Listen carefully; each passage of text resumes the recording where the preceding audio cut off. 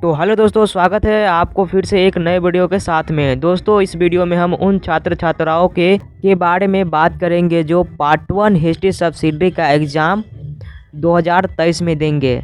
तो दोस्तों, आप लोग वीडियो को पूरा देखिएगा, वीडियो को स्किप मत कीजिएगा और ज़्यादा से ज़्यादा अपने दोस्तों में शेयर कीजिएगा। तो चलिए दोस्तों, वीडियो को स्टार्ट करते हैं। सवाल है कि गौतम बुद्ध का जन्म कहाँ हुआ था। तो इसका सही उत्तर होगा, यहाँ पर आपका ऑप्शन भी दिया हुआ है, कपिल वस्तु, बी है लुम्बिनी, सी है वैशाली और डी है सारनाथ। तो इसका सही उत्तर होगा option number B, Lumbini. Gautam Buddha का जन्म लुम्बिनी में हुआ था। उसके बाद यहाँ पर दूसरा नंबर सवाल है कि किस जगह पर गौतम बुद्ध ने अपना पहला उपदेश दिया। किस जगह पर गौतम बुद्ध ने अपना पहला उपदेश दिया। तो यहाँ पर ऑप्शन है कुशीनगर, बी है सारनाथ और सी है पाटलिपुत्र और डी है राजगीर। तो दोस्तों, गौतम बुद्ध ने अपना पहला उपदेश सारनाथ में दिया था। तो ऑप्शन नंबर बी जो है इसका सही उत्तर हो जाएगा। उसके बाद यहाँ पर तीसरा सवाल है कि कहाँ प्रथम बौद्ध संगीति आयोजित हुई थी। कहाँ पर प्रथम बौद्ध संगीति आयोजित हुई थी। तो इसका जो सही उत्तर हो जाएगा, यहाँ पर आपको ऑप्शन भी है कश्मीर, बी है गया, सी है पाटलिपुत्र और डी है राजगीर। तो इसका जो सही उत्तर हो जाएगा ऑप्शन नंबर डी, राजगीर। उसके बाद यहाँ पर चौथा सवाल है कि मौर्य वंश का प्रथम राजा कौन था। मौर्य वंश का प्रथम राजा कौन था। तो इसका सही उत्तर हो जाएगा यहाँ पर ऑप्शन नंबर ए, चंद्रगुप्त। उसके बाद यहाँ पर पांचवा सवाल है कि तराइन का प्रथम युद्ध हुआ था। तो तराइन का प्रथम युद्ध हुआ था। तो यहाँ पर ऑप्शन है 1188। उसके बाद नीचे ऑप्शन है 1191 और 1193, 1194। तो दोस्तों, तराइन का जो युद्ध हुआ था, तो यहाँ पर इसका उत्तर हो जाएगा ऑप्शन नंबर सी, 1193 में। छठवां सवाल है कि दिल्ली के अलाई दरवाज़ा को किसने बनवाया। दिल्ली के अलाई दरवाज़ा को किसने बनवाया। ऑप्शन में ए है ऐबक, बी है इल्तुतमिश और सी है अलाउद्दीन खिलजी और डी है बलबन। तो दोस्तों, इसका जो सही उत्तर हो जाएगा ऑप्शन नंबर सी हो जाएगा, अलाउद्दीन खिलजी। दिल्ली के अलाई दरवाज़ा को अलाउद्दीन खिलजी ने बनवाया था। उसके बाद यहाँ पर सातवां सवाल है कि मुगल वंश का अंतिम प्रभावशाली शासक कौन था। मुगल वंश का अंतिम प्रभावशाली शासक कौन था। तो यहाँ पर ऑप्शन है इल्तुतमिश, बी है बलबन और सी है नासिरुद्दीन महमूद। उसके बाद है रजिया। तो दोस्तों, इसका जो सही जवाब हो जाएगा ऑप्शन नंबर बी हो जाएगा, बलबन। मुगल वंश का जो अंतिम प्रभावशाली शासक था वो बलबन था।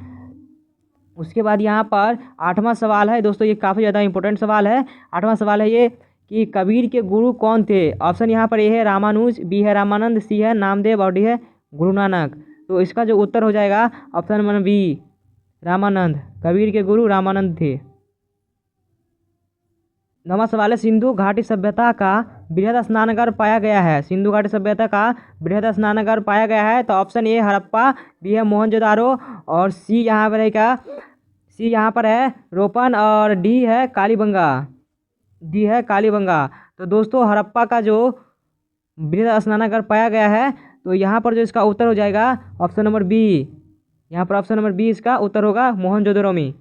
मोहनजोदड़ो में सिंधु घाटी सभ्यता का बृहद स्नानागार पाया गया है। उसके बाद यहाँ पर जो है 10 नंबर सवाल है कि जैन धर्म के प्रथम तीर्थकार कौन थे। जैन धर्म के प्रथम तीर्थकार कौन थे। ऑप्शन ए है अजितनाथ, बी है पार्श्वनाथ, सी है महावीर और डी है ऋषभदेव। तो जैन धर्म के प्रथम तीर्थकार कौन थे। तो यहाँ पर जो इसका उत्तर हो जाएगा ऑप्शन नंबर डी हो जाएगा, ऋषभदेव। जैन धर्म के जो प्रथम तीर्थकार थे वो ऋषभदेव थे। उसके बाद यहाँ पर 11 नंबर सवाल है कि इल्तुतमिश दिल्ली की गद्दी पर कब बैठा। इल्तुतमिश दिल्ली की गद्दी पर कब बैठा। तो यहाँ पर है 1211, बी में है 1212, सी में है 1213 और डी में है 1236। तो इल्तुतमिश दिल्ली की गद्दी पर कब बैठा। तो इसका जो सही उत्तर हो जाएगा ऑप्शन नंबर ए, 1211 में इल्तुतमिश दिल्ली की गद्दी पर बैठा था। उसके बाद यहाँ पर जो 12 नंबर सवाल है कि मौर्य साम्राज्य का अंतिम शासक कौन था। मौर्य साम्राज्य का अंतिम शासक कौन था। तो यहाँ पर जो ऑप्शन ए है अशोक, बी है चंद्रगुप्त और सी है बृहद्रथ और डी है बिंदुसार। तो इसका जो सही जवाब हो जाएगा यहाँ पर, इसका जो सही जवाब हो जाएगा option number C, Brihadratha. Maurya साम्राज्य का जो अंतिम शासक था वो बृहद्रथ था। उसके बाद तो यहाँ पर जो है सिंधु घाटी सभ्यता के लोग प्रायः मकान बनाते थे। तो यहाँ पर ऑप्शन ए है पक्की ईंटों से, बी है पत्थर से और सी है लकड़ी से।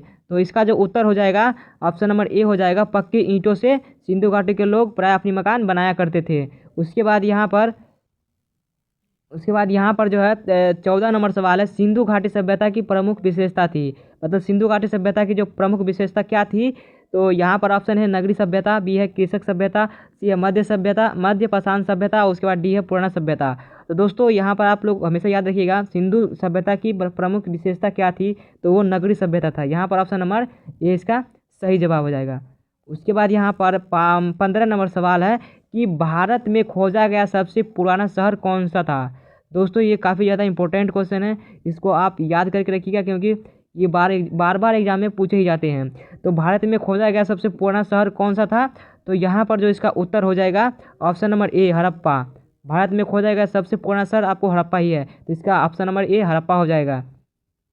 उसके बाद यहाँ पर 16 नंबर सवाल है कि मानव द्वारा प्रयुक्त पहली धातु थी। मानव ने पहली बार किस धातु का उपयोग करना जाना था या पहली बार धातु का प्रयोग किया, तो यहाँ पर ऑप्शन है एल्युमिनियम, बी है कॉपर, सी है आयरन और डी है सिल्वर। तो दोस्तों पहली बार मानव ने कॉपर का जो है उपयोग किया था। कॉपर जो है धातु होता है उसका उपयोग किया था। उसके बाद यहाँ पर 17 नंबर सवाल है कि सिंधु घाटी सभ्यता का पतन नगर कौन सा है। ये काफ़ी ज़्यादा मोस्ट इंपॉर्टेंट क्वेश्चन है कि सिंधु घाटी सभ्यता का पतन नगर कौन सा है। तो इसका जो उत्तर हो जाएगा सही उत्तर यहाँ पर ऑप्शन है कालीबंगा, बी है लोथल और सी है रोपन और डी है मोहनजोदारो। तो सिंधु घाटी सभ्यता का पतन नगर यहाँ पर जो पूछा जाएगा तो यहाँ पर आपको लोथल में टिक लगा देना है। तो ऑप्शन नंबर बी है इसका सही जवाब, सिंधु घाटी का पतन नगर है लोथल। उसके बाद यहाँ पर 18 नंबर सवाल है कि हड़प्पा के निवासी थे। यहाँ पर पूछ रहा है कि हड़प्पा के निवासी थे, तो यहाँ ऑप्शन इसका नीचे है, तो यहाँ पर हम नीचे जाके देख लेते हैं। तो हड़प्पा के निवासी क्या थे, यहाँ पर ग्रामीण है, यहाँ पर दिखाई दे रहा है आपको, ग्रामीण थे, शहरी थे या यायावर थे या जनजातीय थे। तो दोस्तों आपको ये हमेशा याद रखना है कि हड़प्पा के मतलब हड़प्पा के यहाँ पर है हड़प्पा के निवासी थे तो वो शहरी निवासी थे। यहाँ पर लिखिए, यहाँ पर आपको ऑप्शन नंबर बी में सही उत्तर हो जाएगा क्योंकि वो शहर के थे। उसके बाद यहाँ पर 19 नंबर सवाल है कि सिंधु घाटी सभ्यता के लोग का मुख्य व्यवसाय क्या था।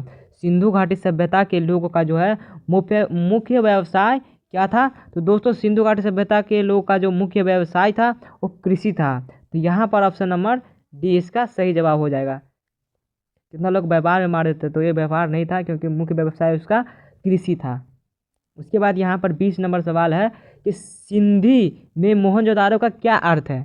ये काफ़ी ज़्यादा मोस्ट इंपोर्टेंट क्वेश्चन है दोस्तों। सिंधी में मोहनजोदारो का क्या अर्थ है, तो यहाँ पर है दुष्ट आत्माओं का शहर, बी में है पशुपतियों का आहार और सी में है शिव की मूर्ति और डी में है मृतकों का टीला।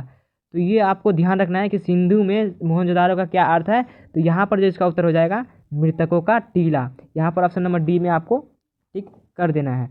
उसके बाद यहाँ पर 21 नंबर सवाल है किस जिले में मोहनजोदड़ो स्थित है। तो दोस्तों ये आपको काफ़ी ज़्यादा मोस्ट इंपॉर्टेंट क्वेश्चन है, तो इसको भी आप याद करके रखिएगा कि किस जिले में मोहनजोदड़ो स्थित है। तो यहाँ पर जो इसका उत्तर हो जाएगा ऑप्शन नंबर ए लड़कामा जिला। दोस्तों आपको हमेशा याद रखना है लड़कामा जिला मोहनजोदड़ो। यहाँ पर आपको 22 नंबर यहाँ पर आपको सवाल मिल जाएगा हड़प्पा की सभ्यता किस युग की है। हड़प्पा की सभ्यता किस युग की है, तो यहाँ पर आपको हमेशा याद रखना है हड़प्पा की सभ्यता पूछेगा किस युग की है, तो यहाँ पर आपको उत्तर हो जाएगा कांस्य युग की। आपको कांस्य युग में भर देना है। उसके बाद यहाँ पर ऑप्शन दिया हुआ है सब नव पाषाण युग, पूरा पाषाण युग या लौह युग, ये सब आपको नहीं भरना है क्योंकि हड़प्पा सभ्यता किस युग के हैं, तो कांस्य युग को आपको टिक करना होगा। उसके बाद यहाँ पर है 23 नंबर सवाल है कि पानीपत की पहली लड़ाई कब हुई। ये दोस्तों बार बार पूछे जाते हैं क्वेश्चन, पानीपत में हमेशा पूछे जाते हैं। तो पानीपत की पहली लड़ाई कब हुई थी, तो दोस्तों पानीपत की पहली लड़ाई आपको बता दें 1526 में पानीपत की पहली लड़ाई हुई थी, 1556 में आपको दूसरी लड़ाई हुई थी और 1761 में तीसरी लड़ाई हुई थी। दोस्तों मैं ये तीनों एक लाइन से इसलिए लिख दिया हूँ ताकि आप लोगों को बताने में सही रहे। उसके बाद यहाँ पर पानीपत की पहली लड़ाई आपको बता दिया, पहली लड़ाई 1526, दूसरी लड़ाई 1556 और तीसरी लड़ाई 1761। ये आपको ध्यान रखना है, ये तीनों में से एक हमेशा पूछे जाते हैं एग्जाम में दोस्तों, तो आप इसको अच्छी तरह से याद कर लीजिएगा, तीनों लड़ाइयाँ के बारे में याद कर लीजिएगा। और ये लड़ाइयाँ किसके किसके बीच हुई दोस्तों, ये मैं किसी दूसरे वीडियो में बतला दूंगा कि किसके किसके बीच में हुई थी। पहली लड़ाई किसके बीच में हुई थी, दूसरी लड़ाई किसके बीच में हुई थी और तीसरी लड़ाई किसके बीच में हुई थी। दोस्तों मैं ये दूसरे वीडियो में आपको बता दूंगा। उसके बाद यहाँ पर है कि 24 नंबर यहाँ पर सवाल है कि कुतुब मीनार का निर्माता कौन था। कुतुब मीनार का जो निर्माता वो कौन था, तो इसका जो उत्तर हो जाएगा कुतुबुद्दीन ऐबक। कुतुब मीनार को कुतुबुद्दीन ऐबक ने निर्माण किया था, बनवाया था। उसके बाद यहाँ पर 25 नंबर सवाल है कि महाबलीपुरम नगर का संस्थापक था। महाबलीपुरम नगर का संस्थापक कौन था, तो यहाँ पर ऑप्शन है नरसिंह वर्मन प्रथम, बी है परमेश्वर वर्मन प्रथम और सी है नरसिंह वर्मन द्वितीय और डी है नंदिनी वर्मन। तो यहाँ पर जो इसका उत्तर हो जाएगा ऑप्शन नंबर बी हो जाएगा, परमेश्वर वर्मन प्रथम हो जाएगा महाबलीपुरम का नगर का संस्थापक। उसके बाद यहाँ पर 26 नंबर सवाल है कि फहियान कब भारत आया था। दोस्तों फहियान कब भारत आया था, तो ये भी काफ़ी ज़्यादा इंपॉर्टेंट क्वेश्चन है। तो फहियान कब भारत आया था, तो यहाँ पर आपको ऑप्शन नंबर ए में टिक कर देना है। फहियान 399 ईस्वी में भारत आया था, 399 ईस्वी में भारत आया था। उसके बाद यहाँ पर 27 नंबर सवाल है कि अजमेर की मस्जिद का निर्माण किसने किया। अजमेर की मस्जिद का निर्माण किसने किया, तो यहाँ पर ऑप्शन ए है बलवंत, बी है बिन तुगलक, सी है फिरोज तुगलक और डी है इल्तुतमिश। तो दोस्तों इसका जो सही जवाब हो जाएगा ऑप्शन नंबर डी हो जाएगा इल्तुतमिश। अजमेर की मस्जिद का निर्माण किसने किया था, तो इल्तुतमिश ने किया था। 28 नंबर सवाल है कि विजयनगर साम्राज्य का शासन आधारित था। यहाँ पर है ऑप्शन में ए है इस्लामी धर्म पर, बी है हिंदू धर्म पर, सी है सेक्युलर धर्म पर और डी है इनमें से कोई नहीं। तो दोस्तों विजयनगर साम्राज्य जो था वो हिंदू धर्म पर आधारित था। उसके बाद यहाँ पर 29 नंबर सवाल है कि विजयनगर साम्राज्य था। दोस्तों विजयनगर साम्राज्य क्या था, यहाँ पर ऑप्शन में है प्रगतिशील, बी है रूढ़िवादी, सी है डरपोर संखी और यहाँ पर डी है इनमें से कोई नहीं। तो दोस्तों विजयनगर साम्राज्य क्या था, तो यहाँ पर ऑप्शन नंबर ए हो जाएगा प्रगतिशील था। उसके बाद यहाँ पर 30 नंबर सवाल है कि इल्तुतमिश कुतुबुद्दीन ऐबक का कौन था। यहाँ पर ये काफ़ी ज़्यादा मोस्ट इंपोर्टेंट क्वेश्चन है दोस्तों। तो इल्तुतमिश कुतुबुद्दीन ऐबक का कौन था, तो यहाँ पर ऑप्शन ए है बेटा था, बी है छोटा भाई था, सी है दास था और डी है बड़ा भाई था। तो दोस्तों इल्तुतमिश ऐबक का कौन था, तो यहाँ पर जो आपको लगाना है टिक ऑप्शन नंबर सी में दास था। दोस्तों इल्तुतमिश कुतुबुद्दीन ऐबक का दास था। उसके बाद यहाँ पर 31 नंबर सवाल है कि इल्तुतमिश कहाँ का रहने वाला था। इल्तुतमिश जो है कहाँ का रहने वाला था, तो यहाँ पर काफ़ी ज़्यादा ये मोस्ट इंपोर्टेंट क्वेश्चन है दोस्तों। इल्तुतमिश कहाँ का रहने वाला था, यहाँ पर है जालंधर, बी है अरब, सी है दिल्ली और डी है तुर्किस्तान। तो इल्तुतमिश कहाँ का रहने वाला था, तो यहाँ पर इसका जो सही उत्तर हो जाएगा ऑप्शन नंबर डी हो जाएगा, तुर्किस्तान का रहने वाला था। उसके बाद यहाँ पर 32 नंबर सवाल है कि ग्रामिका किस वंश का अधिकारी था, तो यहाँ पर ए है सातवाहन, बी है कुषाण, सी है मौर्य और डी है हर्ष। तो ग्रामिका किस वंश का अधिकारी था, तो यहाँ पर जो इसका सही उत्तर हो जाएगा सातवाहन वंश का अधिकारी था। उसके बाद यहाँ पर 33 नंबर सवाल है कि किस ग्रंथ में चंद्रगुप्त मौर्य को क्षुद्र कहा गया है। किस ग्रंथ में चंद्रगुप्त मौर्य को क्षुद्र कहा गया है, तो यहाँ पर ऑप्शन में ए है अर्थशास्त्र, बी है रामायण, सी है मुद्रा रक्षक और डी है पुराण। तो दोस्तों इसका जो सही जवाब हो जाएगा ऑप्शन नंबर सी हो जाएगा, मुद्रा रक्षक में चंद्रगुप्त मौर्य को क्षुद्र कहा गया है। उसके बाद यहाँ पर 34 नंबर सवाल है कि महाराज धीराज की उपाधि किसने प्राप्त की थी, तो यहाँ पर ऑप्शन ए है सातवाहनों ने, बी है किसानों ने, सी है मौर्यों ने और डी है यूनानियों ने। तो दोस्तों महाराज धीराज की उपाधि किसने प्राप्त की थी, तो यहाँ पर जो इसका सही उत्तर हो जाएगा किसानों ने प्राप्त की थी। उसके बाद यहाँ पर 35 नंबर सवाल है। यहाँ पर 35 नंबर सवाल है कि निम्नलिखित में से कौन सी शैली यूनानी प्रभाव का परिणाम थी। निम्नलिखित में से कौन सी शैली यूनानी प्रभाव का परिणाम थी, तो यहाँ पर इसका ऑप्शन ए है गंधार, बी है अजंता, सी है अलोरा, डी है पटना। तो दोस्तों इसका जो सही उत्तर हो जाएगा ऑप्शन नंबर ए हो जाएगा गंधार का। यूनानी शैली प्रभाव का परिणाम था गंधार। उसके बाद यहाँ पर 36 नंबर सवाल है कि समुद्रगुप्त को भारत का नेपोलियन कहा जाता था, क्योंकि यहाँ पर ऑप्शन है नेपोलियन की भांति महान नेता था, बी में है दोनों की राज्य प्राप्ति की स्थिति एक सी थी, और तीसरा है दोनों का युद्ध क्षेत्र तथा युद्ध उद्देश्य एक सा था, और यहाँ पर चौथा डी है कि दोनों की विजय के अस्थायित्व और अंत में समानता थी। तो यहाँ पर जो इसका उत्तर हो जाएगा ऑप्शन नंबर यहाँ पर ए इसका उत्तर हो जाएगा, मतलब नेपोलियन की भांति महान विजेता था। यहाँ पर ऑप्शन नंबर ए इसका सही जवाब हो जाएगा। उसके बाद यहाँ पर 37 नंबर सवाल है कि भारत पर सिकंदर के आक्रमण का क्या प्रभाव पड़ा। भारत पर सिकंदर के आक्रमण का क्या प्रभाव पड़ा। यहाँ पर उत्तर ऑप्शन है महत्वपूर्ण, बी है महत्वहीन, सी है चिरस्थायी और डी है क्षणभंगुर। तो यहाँ पर जो इसका सही उत्तर हो जाएगा ऑप्शन नंबर ए हो जाएगा महत्वपूर्ण। भारत पर सिकंदर के आक्रमण का प्रभाव महत्वपूर्ण था। उसके बाद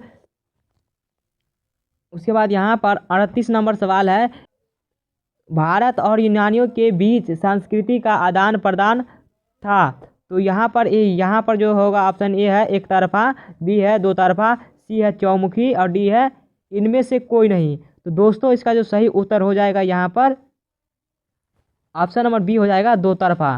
भारत और यूनानियों के बीच संस्कृति का आदान प्रदान दो तरफा था। उसके बाद यहाँ पर 39 नंबर सवाल है कि अजंता की चित्रकारी किस काल की देन है। अजंता की चित्रकारी किस काल की देन है। यहाँ पर ऑप्शन ए है मौर्य काल, बी है गुप्त काल, सी है कुषाण काल और डी है पल्लव काल। तो जो दोस्तों अजंता की चित्रकारी किस काल की देन है, तो यहाँ पर जो इसका उत्तर हो जाएगा ऑप्शन नंबर बी गुप्त काल की देन है। उसके बाद यहाँ पर 40 नंबर सवाल है और दोस्तों ये लास्ट सवाल है। तो यहाँ पर इसका गुप्त काल कैसा काल था। यहाँ पर ऑप्शन ए है परिपक्वता, बी है पूर्णता, सी है प्रौढ़ता और डी है उपरोक्त सभी। तो दोस्तों गुप्त काल इनमें से सभी उपरोक्त सभी होगा, मतलब प्रौढ़ता भी, पूर्णता भी और परिपक्वता भी। तो दोस्तों आज का वीडियो यहीं पर समाप्त करते हैं। दोस्तों अगर आप लोगों को कोई डाउट हो क्वेश्चन में तो हमें आप कमेंट करके बता सकते हैं, और फिर मिलते हैं किसी और वीडियो में। तब तक के लिए जय हिंद, जय भारत।